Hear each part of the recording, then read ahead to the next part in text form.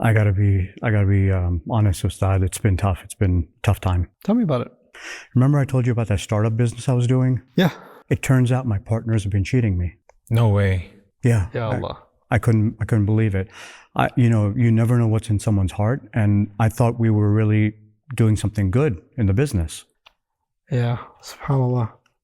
It is something Allah does talk about in the Quran. It was a talk I gave, I think, a long time ago about business ethics in the Quran. Talked about in different places, but really, particularly towards the last part of Surah Al-Baqarah, the longest ayah of the Quran, which deals with business and loan agreements. Allah does explain those ethics pretty comprehensively. And within that long ayah, Allah says, and right after that long ayah actually, He says, وَمَنْ يَكْتُمْهَا فَإِنَّهُ آثِبٌ قَلْبُهُ. Don't hide testimony, لَا تَكْتُمُ الشَّهَادَةِ, and whoever would hide it, then sinful his heart is. Penalized his heart is. Now, the idea of hiding testimony is withholding something that your tongue was supposed to say.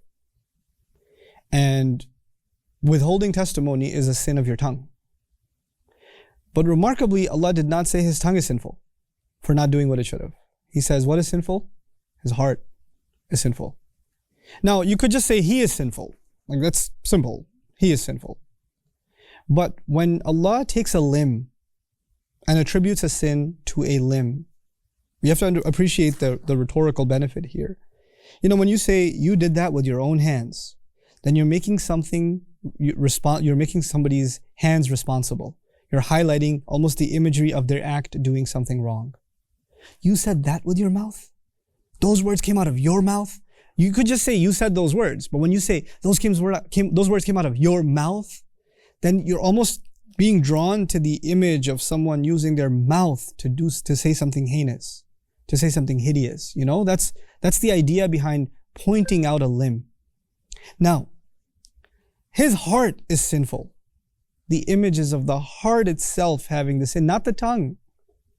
Not the tongue, or not him, his heart. There's something deep inside his heart. Why? Because this ayah is about business deals. And in business deals, when someone hides testimonies because they have greed.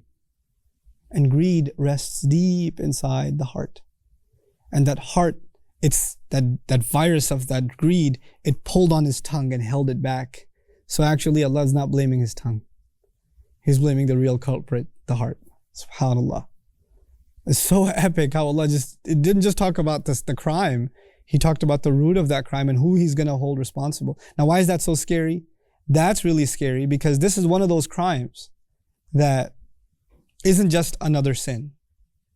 Because if it's just another sin, your tongue did it, your hands did it, your feet did it, your eyes did it. This time the sin is done by your heart. Why is that such a big deal? Because Allah says on Judgment Day, there is nothing that's going to be of benefit to anyone, إِلَّا مَنْ أَتَى اللَّهَ بِقَلْبٍ سَلِيمٍ, except who comes before Allah with a sound heart. So when the heart is sinful, the entire being is in trouble. The entire being is in trouble.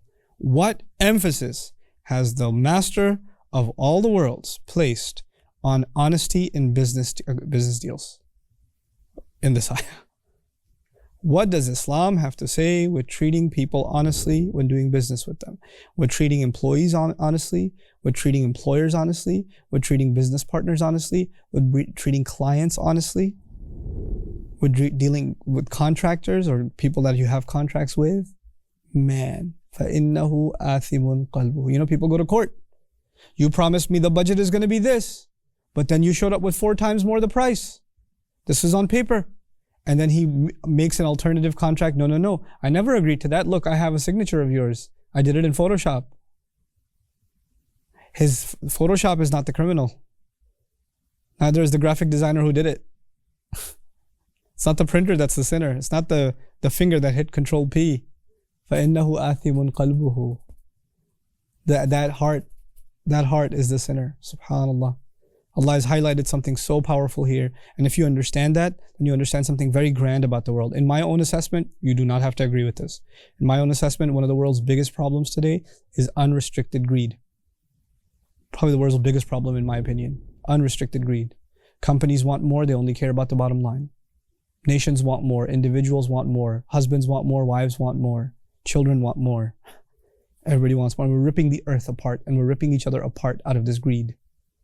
And Allah is highlighting that greed rests deep in some crevice inside your heart, and that's what's sinful. We need to fix that. Until you